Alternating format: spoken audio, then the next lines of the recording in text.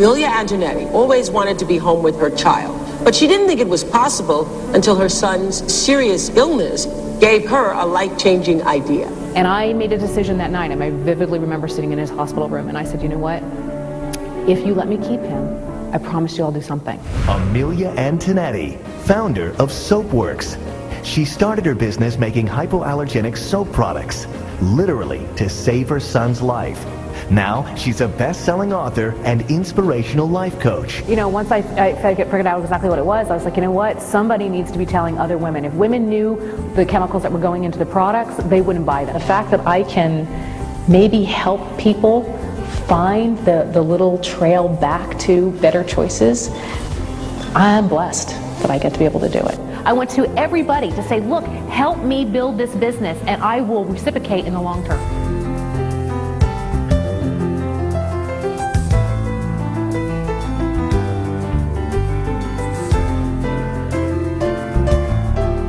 Once I sell this company,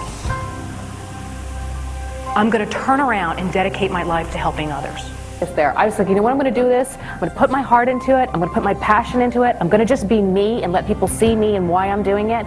And they will come. I took my mothering skills and applied it to business, which is much easier than taking business skills and applying it to parenthood. For me, you know, what was so important about Amilya's Mind to Market was I kept saying, you know, if I ever get to the other side, what I would like to do is turn back and hand deliver to people all the mistakes I made along the way, to be able to shorten the path. This is in the trenches. People don't show up for this. And think about how many people were rejected and you were accepted. This is the only place where you can work on your idea with the experts, not just the experts lecturing, they're hands-on with you on your idea. You have to do the hard work. We can guide you, we can open the door, you choose if you go through.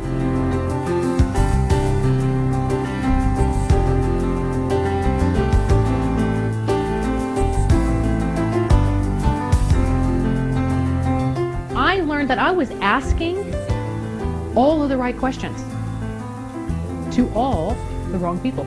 Together, we can move you faster because you will learn how to ask the right questions. You will learn how to get the right information. You will learn how to create the blueprint. I know that I've gone to 1,000 seminars where I walk in the room and I go, how in the world am I going to meet the right people here today?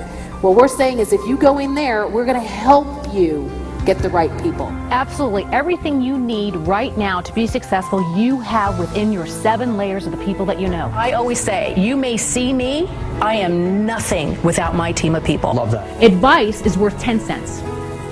Your experience is worth millions. You have to look all the way around to go, do you have all the legs that it takes to make a business? And there really is no such thing as fear. It's a make-believe place that you're putting because it feels more comfortable. But it does not exist. You can just believe in me and trust me. I guarantee you that you will leave moved farther and greater than you can ever imagine. And that I promise you.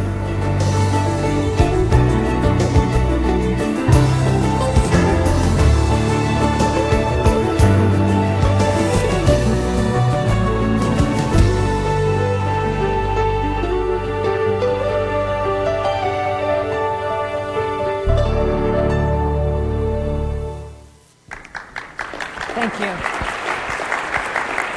Are you ready? Are you ready? Entrepreneurism is fun. It is the most funnest thing that I ever decided to do when I was a very young girl and left home at 15 years old. I want to start today with saying, first of all, I am thrilled to be here. I wish one of you were in my life when I set out on my journey when I started my first business at 17.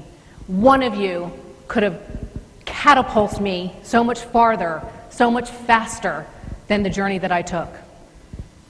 So people always say, you know, who am I? If I could stand here before you today and say I was a Wharton Business School graduate, if I graduated from Harvard or Yale or MIT, Penn State, you could better understand how I've been able to be successful in so many diverse categories against the big boys. But because I stand before you and I say, I got nothing. I got no letters. I have no schooling.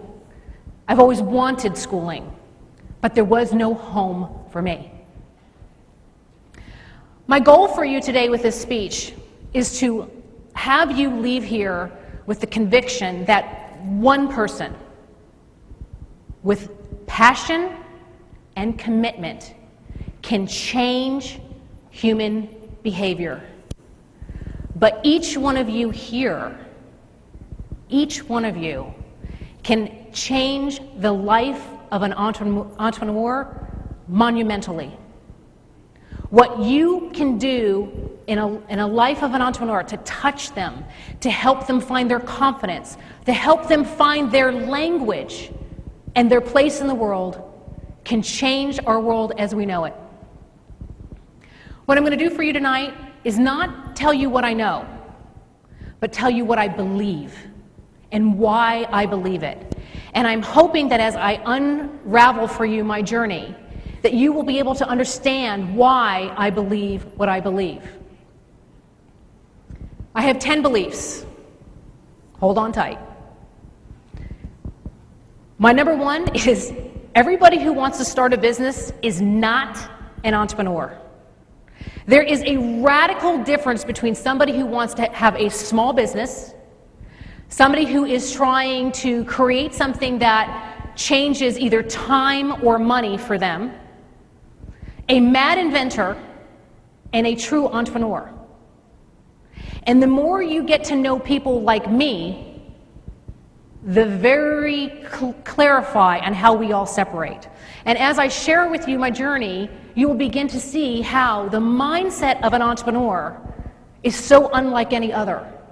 But we need all elements. We need the mad inventors. We need small business owners. We need those people who are just trying to change the parameters so that they can have a different working life. But the mind of an entrepreneur is one that has been studied and still not understood. So let me take you back. Let's go a little bit back to beginning here so that you can kind of see how this unfolded for me and how I have slowly put the pieces together. People say this is my story. They call it the Soapworks story. It really is my son's David's story. When David was born, and I first brought him home from the hospital, like every other parent, I know many of you here are parents, I was thrilled to bring my baby boy home from the hospital. And I had left a very, very successful career.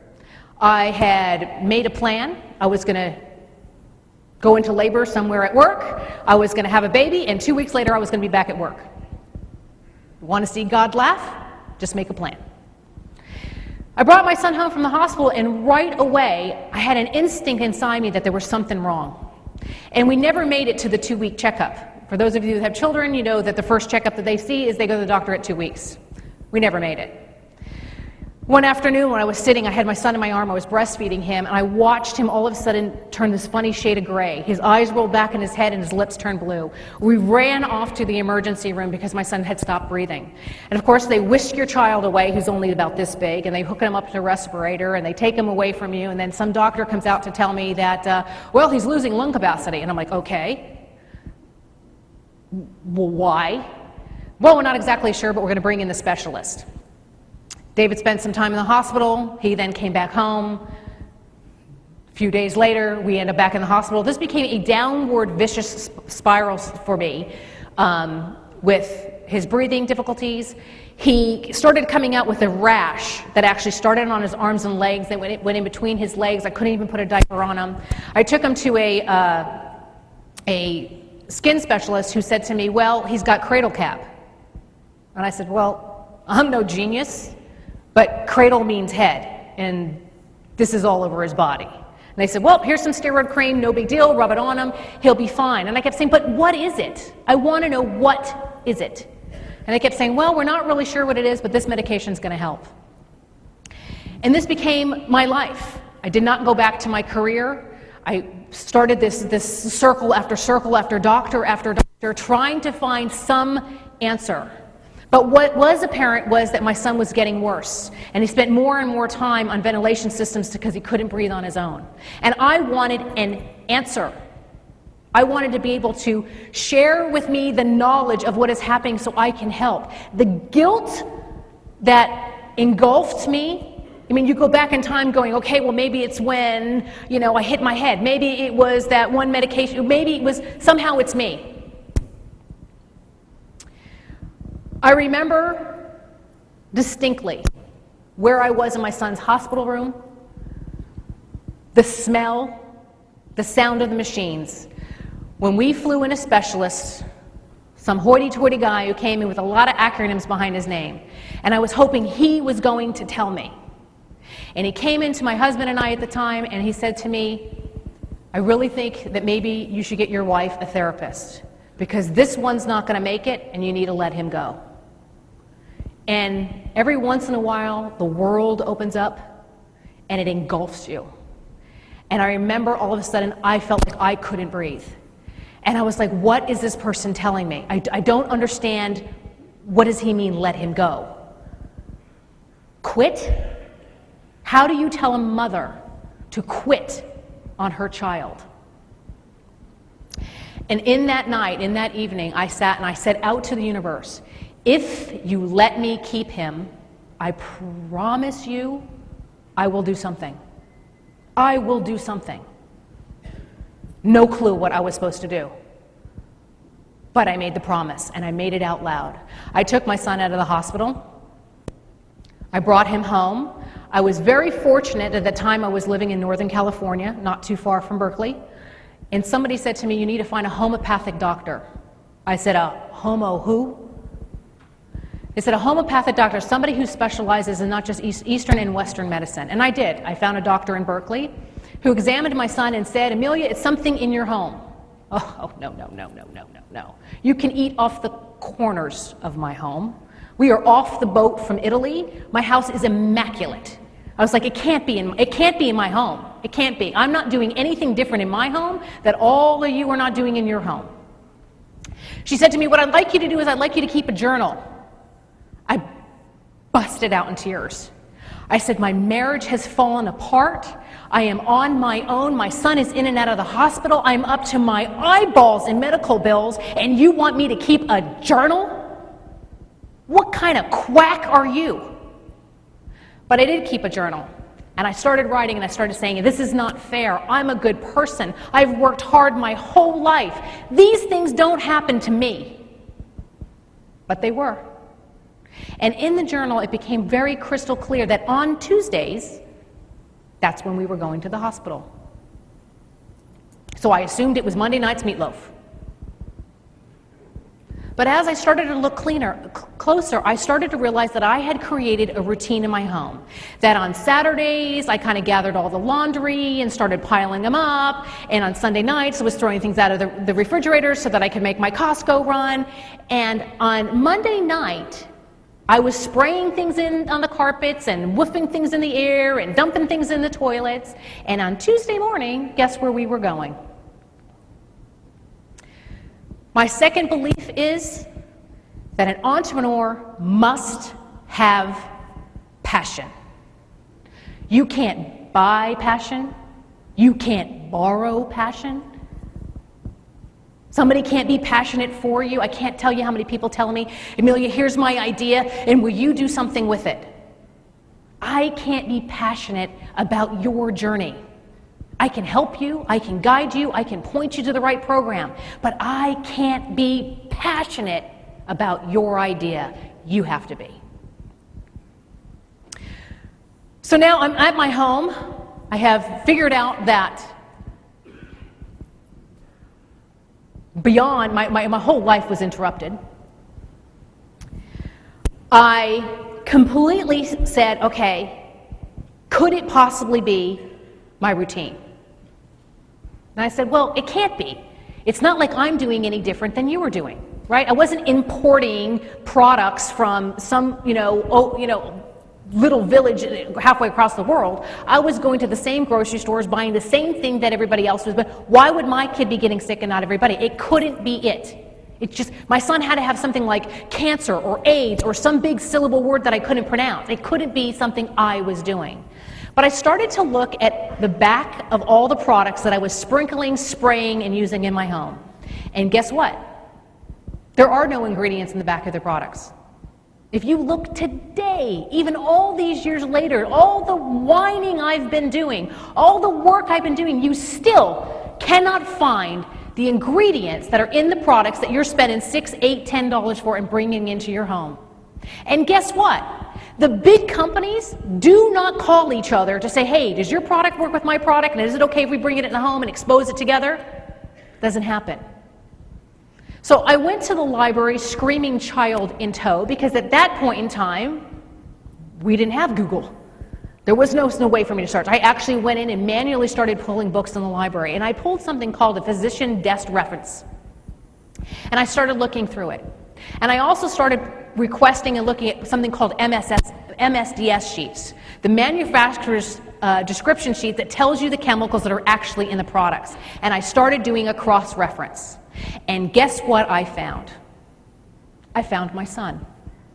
When I looked up the word formaldehyde and ammonia and chlorine and something called PEG 60, PEG 80, and I looked at the side effects, guess what they were?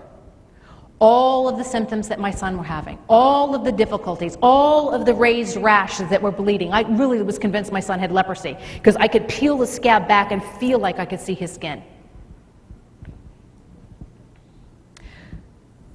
So I'm on the phone. My house is in shambles, I want you to know. I completely stopped doing laundry. I didn't clean dishes. I didn't pull out a vacuum cleaner. I did nothing.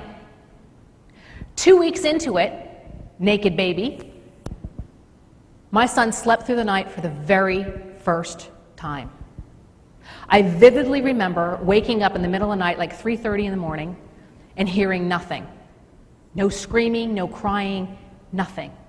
And the walk down the hallway to my son's room, I remember I stood outside the door and I said, I'm either going to open this door and I'm right, or I was way wrong.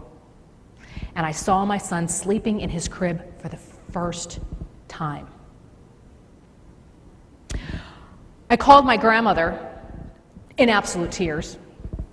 And I said to her, look, I don't know what to do. My house is a mess. I have no clue. My son can't, he's not in a diaper. There's nothing to be cleaned. She cracks up on the other side of literally cracks up on the other end of the phone. I'm like, what, are you getting senile on me? What is so funny? What is so funny? She said, sweetie, in my day, we made them. I'm like, you made what? She said, we used to make our cleaning products just like we would make the evening dinner. I'm like, you didn't go to the grocery store? She said, no, we made the products. I said, can you show me how to do that? I flew my grandmother out, and in my kitchen, she made me a kettle of soap. I must have looked like a deer in headlights. I had never even heard that this was possible. She literally kept bacon grease from breakfast and turned it into a kettle of soap. So, the good Italian that I am, I whipped out a handy-dandy cheese grater, and I grated a bar of soap, and I did my first load of laundry. And I said to myself, why in the world did we ever leave this? Why did we stop doing this? So I asked my grandmother, is there a way we can do this without animal products? Can we use something else? She said, I don't know. Let's go to the health food store. I walked into the health food store, and a little guy behind the counter saw me. He goes, oh, you can use palm kernel oil, you can use coconut oil. I'm like, well, where would I buy something like that? He said, well, right here. So I replaced bacon fat with palm and coconut oil. And the voice in my head got really loud. Overwhelming, in fact. You have to remember that life then looked very, very different. There was no buzz like there is today about being green. You told somebody you wanted to take the chemicals out of your home, and they thought you should be locked up. I was literally hauled out of buildings, escorted out by security when I talked about I wanted to change the cleaning aisle. People were like, girlfriend, what are you smoking? My third belief, entrepreneurs solve problems. That's what we do. That is at the core of what we do. And we do it unlike any other individual. There was a recent article in Inc. magazine that surveyed 5,000 entrepreneurs. It's in this month's edition. And they asked the question, why do you do what you do? Is it financial security? Is it fame? Is it big money? Why do you do what you do? You know what entrepreneurs said? Because of the challenge. Because they say we can't. That's what was making them tick. And I look at that and it resonates so deeply for me. So now here, I feel like my grandmother's a genius. I have now turned this one bar in soap and created laundry, added it with vinegar and water. I've now made all-purpose cleaner. I'm going crazy. I'm passing this stuff out. And I kept saying, I wonder if maybe I'm really nuts. Maybe I'm really delusional. There's something called a penny saver. Anybody familiar with this is, penny saver? It's a little small free magazine. Costs you $25 to run an ad. And I ran an ad that basically said, calling all moms. Here's what's happening in my home. Bring your kids. We're having pizza. A local hotel donated the room. And I sat there going, really? You really think anybody's going to show up here? You really think anybody's going to show up to talk to me? Over 200 moms with kids in tow showed up to share with me their story. They shared with me their children who had eczema and psoriasis and asthma and were going to school 2 and 3 different inhalers, that were having radiation and chemotherapy. And I sat in the room and I cried and I said, how did we get here? How did we get to the point where our children have old people's disease? Old people get eczema and psoriasis, not babies, not our little ones. How did we let our world get here? Here was my dilemma. I sat in those room of moms, and the mom said, Amelia, you have to do something. I said, whoa, wait a minute. I put the ad in the paper from Help for You. Me, I'm just a mom. I have no education. I'm nobody. What do you mean I have to do something?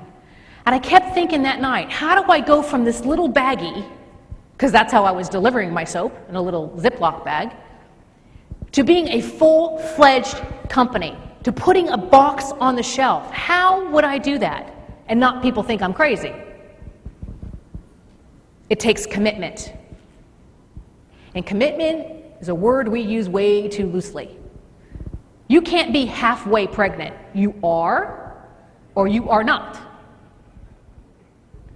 You are committed or you're not committed. I'm not kind of, sort of, on Tuesdays I'm married. You are married or you are not married. 2 feet in, I sold everything. My house, my car, I begged, I borrowed, I stole, whatever I needed to do to put the money together to do what I wanted to do, which was put a box, which was a better choice, side by side in every grocery store across the United States. And then Canada was next. And people thought I had lost my mind. Friends, family, disowned me. Thought I had lost my mind. Here's what I know. You don't know what you don't know. And sometimes that's not a bad thing. You have to know enough to take the next couple of steps. But if you analyze it and study it and think about it, you're never going to do it. You have to know enough to be dangerous, but not enough to be so fearful you won't move forward. If I would have known then how much money, how much time, how much sacrifice, what this journey was going to be, not just on the reward, but on the other side, I wouldn't have done it. This is what I heard. Little lady, have you heard of Procter & Gamble? Yeah, I know who they are. But I wasn't trying to mess with them. I wanted just to create a better choice. I was under the delusion that when I showed this to the stores that they were going to applaud me. Look, this woman found a new niche. Oh no. Oh no, not applaud. This is when I realized I needed an education.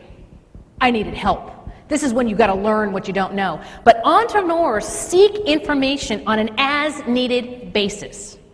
I started taking the classes and I started getting education in the areas where I was weak. I didn't get an education and then start a business. I started a business and then said, woo, I better start filling in the banks. I'm going to get my ass kicked here. So I took a statistic class, I took a legal class, I took a financing class. My poor counselor kept saying, Amelia, you're taking all these classes and they don't add up to nothing. You're never going to get a degree. And I'm like, I'm not here for a degree. I'm here to save my butt. I have just invested every dollar in the world into this passion. You're worried about a degree. I'm worried about survival. I needed to learn and learn fast. I took teachers and I sucked their brain dry. Tell me about this, tell me about that, what about this, what happens if this happens? Teach me, give me a book, what can I read? I couldn't get it in fast enough. Professors would look at me like, oh God, here's that woman again, here she comes. But you know what I needed to know. I need to know what you know. I just apply it differently. What I was trying to do was to go from recipe to formula, from friends helping me to employees, from my garage, in my kitchen to my garage to my warehouse to a real warehouse. That is what it's small stepping stones forward.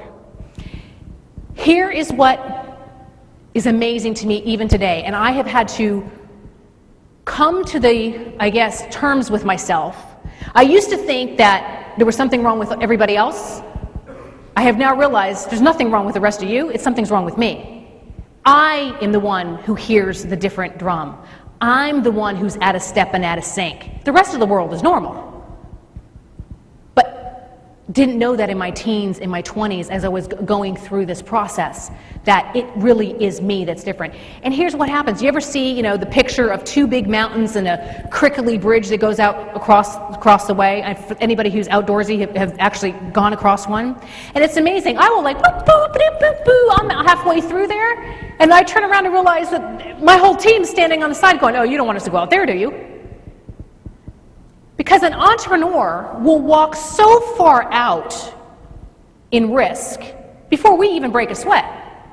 We're so far out on the limb, we forget that your average bear is going, whoa! That's where you start to see the difference between a business leader, a small business owner, mad inventors, and entrepreneurs. Our reaction to a problem, our reaction to a hurdle, our reaction to even fear and risk it's a blip for us. I mean, you really have to be for me to even slightly be afraid. I'm like, bring it on, let's figure it out, come on, this is fun. People going, holy crap, she's crazy. We just think a little different. After I was able to, I will tell you that Trader Joe's was one of my huge champions. I don't know if you guys know Trader Joe's. They were absolutely a champion for me. And I drove them crazy. I just want you to know right now, I literally drove them out of their mind until they would take my product. And we spent about 5 months arguing about what would the name of the product be, because Trader Joe's is known for everything in the store is called Trader Joe's. Trader Joe's, this, that, and the other thing. They don't really push another brand. And I was adamant that my product on the shelf had to say Soapworks. And finally, they gave in. They're like, I'm telling you, Amelia, you have like a cult following. The women who come in here demanding that you carry the product. And from Trader Joe's, I had sunflowers, I got Andronicos, I got Whole Foods, Wild Oats. I was able to penetrate, I say the word easy lightly, the second tier industry of products, because I was speaking their language. I was talking about human and earth friendly, and that is an alternative store. So I was preaching to the choir. What I needed was a national chain. What I needed was the crossover to sell, which was my vision, side by side by the big boys. I wanted somebody to take the risk to put my box on that shelf. And that was a big deal. And when you think about it, the grocery industry or the retail industry as a whole is really a real estate business. This much space is what you're going to take up, and I need to make multi-millions of dollars for every inch and every space. You're asking a buyer to commit millions of dollars just to give you a shot. People aren't going to do that. but that's what I needed. Belief number 6, everybody needs a lucky break. We all do. Entrepreneurs create them. Here was, what is that little bleepy thing? I don't know what that is. It's a little magic passcode. I don't know what that is. Bob was my obstacle. Do you need this? No. This little man here was standing between me and my goal. I want you to know that I called that office every day. I sent notes, I sent cookies, I sent flowers, I sent gifts, I sent football tickets. I was tenacious, doesn't even begin it. It got to a point where the secretaries, the receptionist was like, oh my God, that woman again. I knew Bob, who was the head of the buying department of the national chain that I knew would be the tipping point for me. I knew that was the right store, and he would not give me 2 minutes. Refused to take my calls. I mean, it's not even courteous. Would not take my calls. So now what do I do? I've penetrated all of the second-tier stores. People considered me successful, but I didn't accomplish my goal. I wanted it to be in every store, to give every woman that choice. So I decided to get on an airplane and rent a car and drive to the buying office. Walked into the buying office to see, oh my goodness, what am I going to do now? Besides the gray carpeting and the gray walls and the non-comfortable chairs that are in the lobby, there is a woman behind a plate glass encasement, like an old-fashioned bank. My first thought was, why in the world do they have her behind a glass? What happens in this room that they've got her behind a glass protective shield? So I'm like, okay, I'm here, and they hate me, and what am I going to do now? I walk up to the woman behind the glass and I say, excuse me, I have to pee. She said, oh, no problem, I'll buzz you back. You just let the fox loose in the den. She buzzed me back, and I stood in front of the men's bathroom. Because I believe that men must pee too. And I want to tell you that a little after 11 a.m., Bob pees. Bob approached the door, I'll never forget his face, and I said, hi Bob, I'm Amilya Antonetti. And he said, you have got to be kidding me. I said, you know Bob, my parents told me that often in life you have 2 choices. I see you have 2 choices. I can come with you, or you could give me that 2 minutes that I've been asking for about a year. Bob said, you know, Amelia, you're the most tenacious individual I have ever met. And you ain't coming in here, but I'll give you the 2 minutes. I left that meeting with a purchase order. People consider that overnight success. I don't think there was anything overnight about it. Oh, and I'm stuck again. Here comes handy dandy magic man. He's gonna wave a magic wand. You know, it's amazing how when you finally achieve your goals that people keep saying, oh, it happened overnight. There was nothing overnight about my journey at all, and I hope that you can understand that.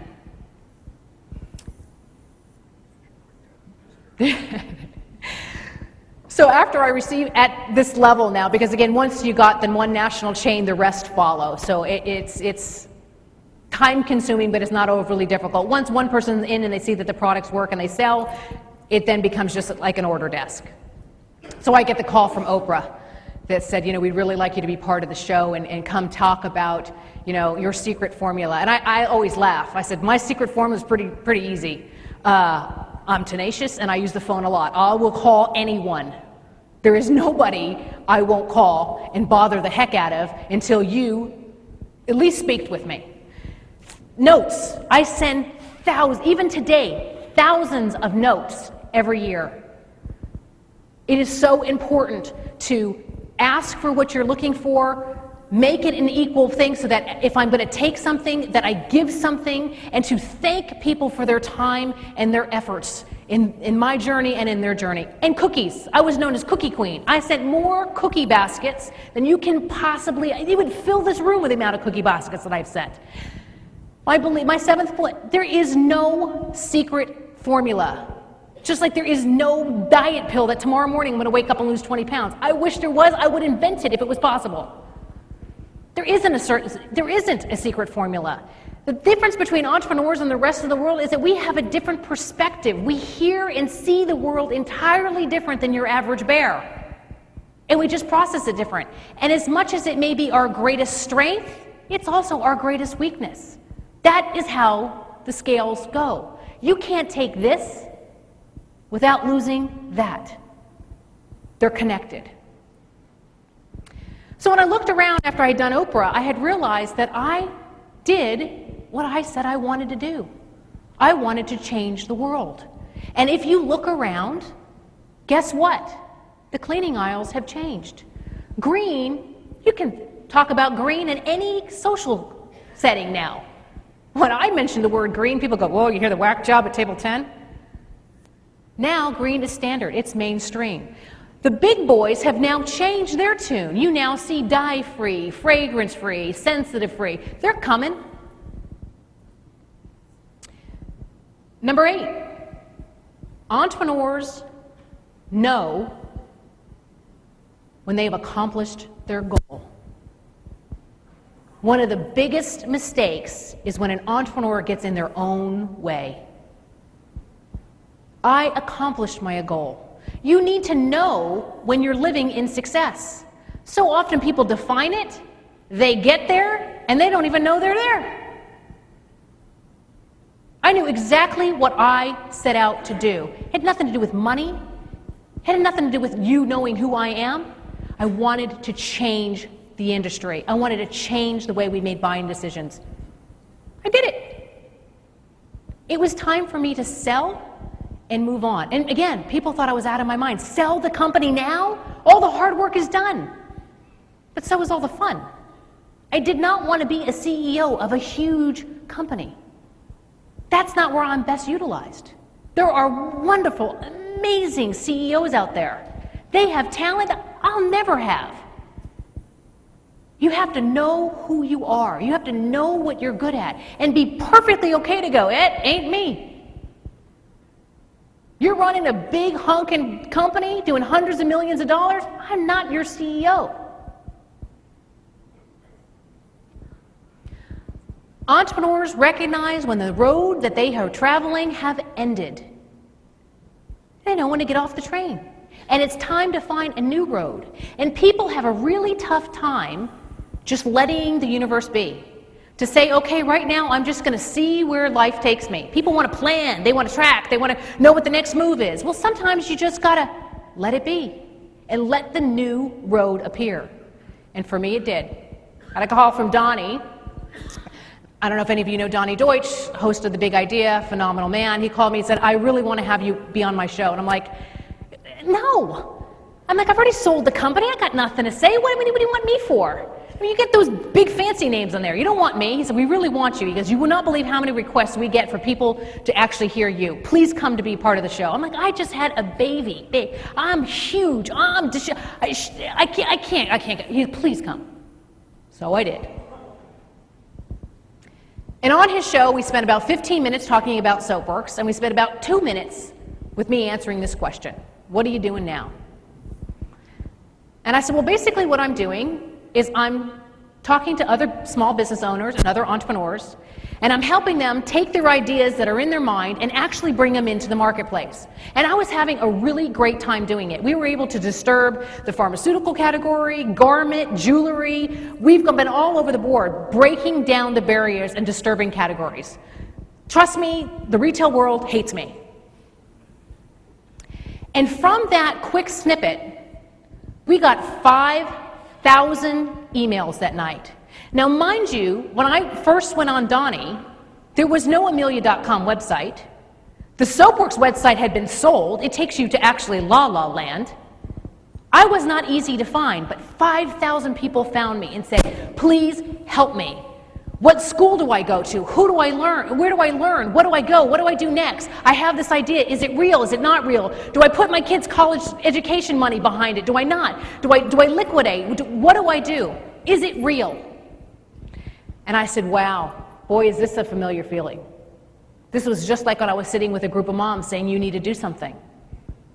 So I was like, okay, what do I do? How do I help these people?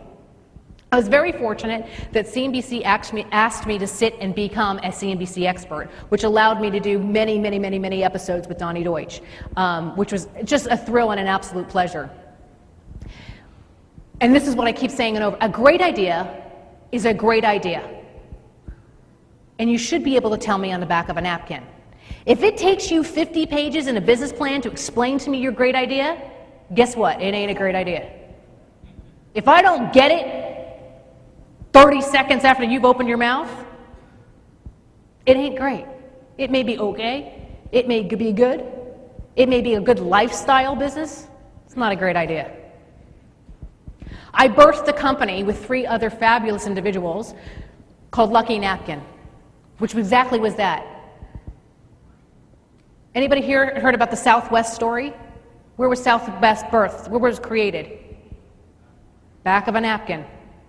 Right? And you can go, I mean, you guys are the professional, I mean, you can go through a gazillion and one major brand names that we know, and it was a bunch of people hanging around a table, drawing in the back of a cocktail napkin, and poof, it was born. But the minute you see it, you go, wow, you got something there. It needs to be flushed out, absolutely. You got to bring it, absolutely. But a great idea is a great idea. Lucky Napkin, what I was able to do is myself and the 3 founders just went through our Rolodex and we started writing down how many entrepreneurs we really knew. Now, I say this lightly, okay, so hang on. Not lucky sperm clubs. That's different. Daddy's going to hand you a couple $1 million and say, hey, you can use my friends and family to try to go and birth your company. I don't really consider that an entrepreneur. Because if you would have given me a bunch of $1 million, trust me, I would have figured out something to do with it. Everybody on our team started, grew, and exited for double-digit millions, if not more, from nothing. Bill Kilberg, one of our founders, started as a bellboy. Now he's owned 47 different hotels. He owns the 3rd largest hospitality management company in the world. Tom Reitz, I mean, it just goes on. I just went through my Rolodex and I started calling other entrepreneurs that I know. And I said, hey, let me run something by you. I've got this little company. We've got more deal flow than we can possibly imagine. Here's what I'd like you to do for me. If it is in your backyard, meaning the idea that I think is good and has already gone through our algorithm, matches where you've already had success, would you take a look at it for 30 seconds and just give me what your gut thinks? Do you think it would work? Every entrepreneur that I've said, absolutely, you're involved, Amelia, I'm involved. I'll give you my gut read. We have over 100 entrepreneurs on our team that look at ideas, and by a gut read, they have first right of refusal. They can jump in and become a team champion, they can invest in it, or they can take the whole thing kit and caboodle over. It's a wonderful opportunity, but we're straight talk, we're diverse experience, we're a tough place. This is not where you want to fall first. Our contacts and our resources help people light years shorten that path.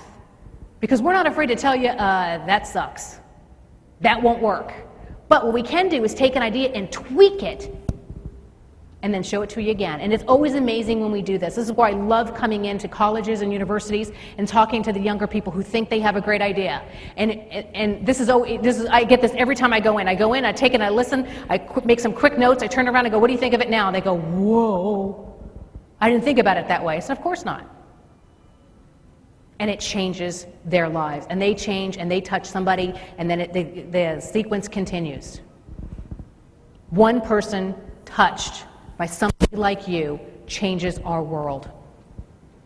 So I always say, the door's now open. There are a million opportunities now and places for entrepreneurs and mad inventors to go, people who want to start a small business. The opportunities they have now were nowhere around when I first started. The door is open, but you know what? You can't drag somebody through it. You can't push them through it. The door is open and they must take that step, and it is not for the faint of heart. Belief number 10. There's an old saying seek to understand before you're understood. Wise guy wisdom, which I prefer to use because it feels better to me, is if you're so smart, why can't you learn to speak their language? If you are smarter, if you have more experience, you need to learn how to come down to their level to help them see what they can't see, to help show them how they take those next couple of steps. It is our responsibility to band together to be able to help that next generation. They have the passion, but sometimes they don't have the foresight. They have no idea what lies ahead. And it is our responsibility to learn to speak their language. I hope you agree with at least one of my 10 beliefs. I hope that in some way my story and journey today has re-energized you to go back to your schools and realize how important you are in these people's lives. How I would have killed to have met one of you along my journey. Because what you bring is not just the knowledge, but you give us confidence that we're not crazy and that we can really do this. And having somebody like you with all those fancy acronyms behind your names, believe in somebody like me, I believe I can then change the world. But without you, I'm just a crazy person. I think you asked me to answer questions. Come on, anybody out there game? Thank you.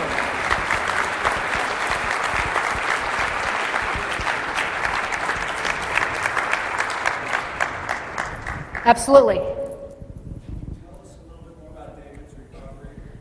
Yes, I did write a book called Why David Hated Tuesdays, hence the title. My son, as I believe, I teach a little game to kids, especially people in very difficult cities that we have in our country and many other places, that I believe everybody is born with a challenge card. My son will always have a challenge card.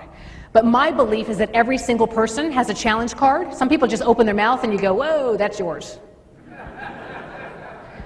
But we all get it. Sometimes we get it early on in life, and sometimes it magically appears a little bit later on.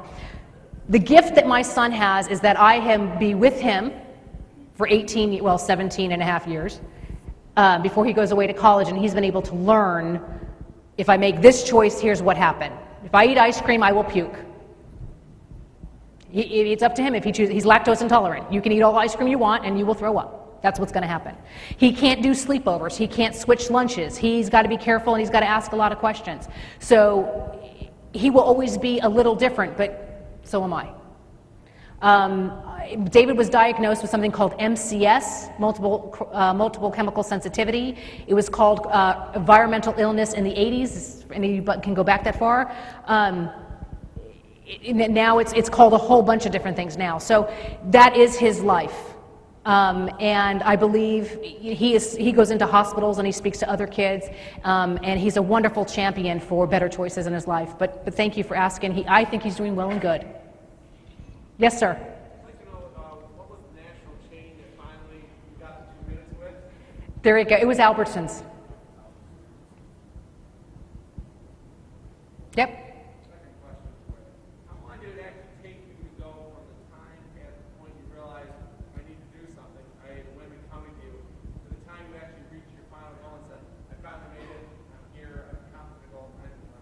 I ran the company for 10 years. 10 years exactly, almost to the month. And I would say probably the last year was really where I was kind of searching about, what am I going to do next? I knew that wasn't where I wanted to go. Yes, sir. How did you find the buyers? They already coming to you, or did you find the buyers? Oh, heck no. You're going to hunt them down. Just like you find anything else. I mean, now it's a piece of cake. I mean, I definitely tell people, if you're in your 20s and you're not successful, there's something wrong with you. I mean, the resources that are here now and how quick you can find things you can find in every retail store will list for you who buys, even Walmart. You can find out who the buyer is with one phone call and one Google search. The buyer Oh, how did I find the buyer? I'm sorry, I misunderstood your question. The buyer of my company, yes. The answer is they absolutely came and find me. Pretty much all of the big boys. I mean, there were several rounds that of people wanting to purchase the company.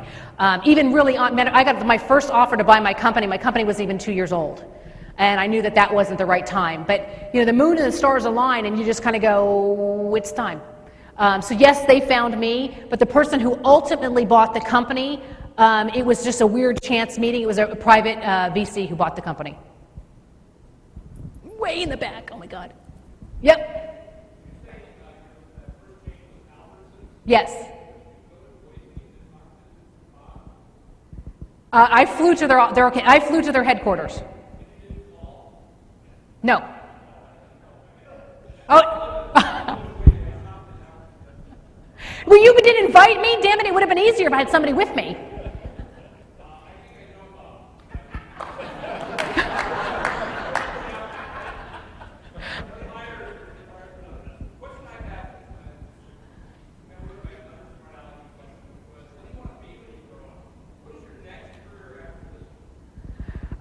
What do I want to be when I grow up? I mean, that's the wonderful thing about being an entrepreneur. I'm going to be probably a dozen more things before it's all said and done, because you're going to have to take me kicking and screaming.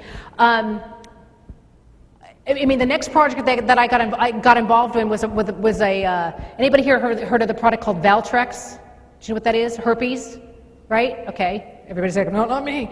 I met a doctor and a great guy, and he told me about herpes, and that herpes is one of the growing epidemics that we have, and that in this country, the people who are catching it the fastest are girls between the ages of 9 and 11. I was like, what? I said, how can that be? I said, can you back that up with documentation? And what happens is girls are getting that at the makeup counter. Young girls go to the makeup counter and they put on makeup and they're transferring this virus.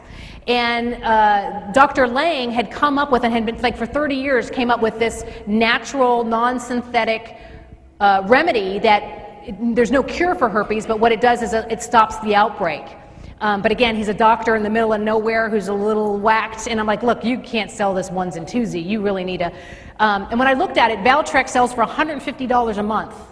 Well, if you look at the income bracket where herpes is growing the months, I mean, that's your mid to lower bracket. Nope, you can't. $150 a month for a product for your 9-year-old? What I wanted to do was I wanted to be able to sell it in a mass market, and I wanted to sell it for less than $10. People said, you know you're out of your mind. You can't go up against the pharmaceutical companies. I want you to know there's a product called Herplex that now sells in every Walmart across the country for $9.95. So what I do is I look for something that just really resonates with me, and I feel like I can use my talents and my skill sets to make a difference. So education, I would love to get my hands for just a few hours on some of your students to bring the real to the programs that you're talking about, to really push to say, this is what's coming, are you ready? So I look for opportunities. I'm a business person as well. I look for things that I can get excited about and that I can be passionate about, and then I get involved. And if it's not my thing, then I just try to hook it up with maybe the right people. Does that answer your question? Good. We'd like to come to Boise. How did you get on Oprah, and how much did that ultimately mean to your success? Well, I think by the time I got to Oprah, I mean, the heavy lifting was done. But, you know, how I got and everything would be this lovely woman right here, Catherine Sansoni. Catherine has managed my PR, my image, my wardrobe, my whole bit for the last decade, right? So there's the magic. No problem. Yep. How did your husband handle your success? Well, boy, that's a great question. There was a 10-year disaster that ended up in probably a horrific divorce, and you know, I wanted to do this and invest everything we wanted, and he really had other ideas. So, you know, his philosophy on how to handle a child with challenges was very different from mine. And I think in those big issues, you know, child being sick, parent passing away, people go one of two ways. They either go into denial, or they go, heck no, I'm going to fight. And I was a fighter, and he was the opposite. And the marriage was well over by the time I hit, what you know today. So bitter, angry, resentful, yeah, all those things. Any other question? Thank you.